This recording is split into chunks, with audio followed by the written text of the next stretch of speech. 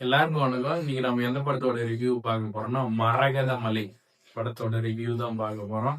இந்த படத்துல பாத்தீங்கன்னா, முழுக்க முழுக்க வந்து ஒரு ராஜா காலத்து இதுல வந்து மரகதத்தை வந்து பாதுகாக்கப்பட்ட ஒரு விஷயத்த வந்து எடுத்துட்டு போகக்கூடிய படம் தான் அந்த மரகத மலை. இந்த படத்துல வந்து ஹீரோ வந்து அந்த மரகதத்தை வந்து பாதுகாக்கிற ஒரு வரைபடத்தை வந்து அவருடைய அரண்மனைக்குள்ள வச்சுக்கிட்டு இருக்காரு. அவரு கூட இருக்கக்கூடிய ஒரு தோழின்னு சொல்லலாம். அவங்கள ஒரு நாள் வந்து அவங்க கழுத்துல வந்து தாலிய போட்டுட்டு, "நீ தான் என்னுடைய மனைவி. இனிமே இத நீ தான் பார்த்துக்கணும். என்னால முடியலன்னு" சொல்லி சொல்றாங்க. இப்போ வந்து பார்த்தீங்கன்னா, இதுல வந்து என்ன நடக்குதுன்னா, அ அ இந்த மரகதத்த வந்து திருடுறதுக்காக ஒரு கூட்டம் இருக்கும். ஒரு பிளஸ்ன்னு ஒண்ணுன்னா, ஒரு நெகட்டிவ்னு ஒண்ணு இருக்கதான் செய்யும். அத தேடி வந்து ஒரு கூட்டம் வராங்க. அவங்க என்ன பண்றாங்க? அதுக்கடுத்து என்னென்ன நடக்குது?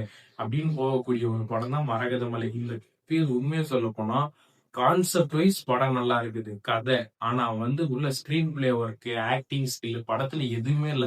படத்தவே கெடுத்து விட்ட ஒரு இதுனா வந்து டெக்னீஷியனும், அந்த டைரக்டரும் தான் அந்த படத்தையே வந்து கெடுத்து விட்டுட்டாங்க. மரகத மலைன்னு ஒரு கான்செப்ட குடுத்துட்டு, எந்த ஒரு ஸ்கிரீன் பிளே ஒர்க்ன்ற பேர்ல காமெடி பண்ணி வச்சிருக்காங்க. அந்த மாரி தான் படம் வந்து ரொம்ப மொக்கையா போயிருச்சு. உண்மைய சொல்லப்போனா, அந்த மரகதத்த பாதுகாக்கக்கூடிய விஷயமா தான் அந்த படத்த எடுத்துட்டு போறாங்க. ஆனா எடுத்துட்டு போற விதம் தான் சரியில்லன்னு சொல்லணும்.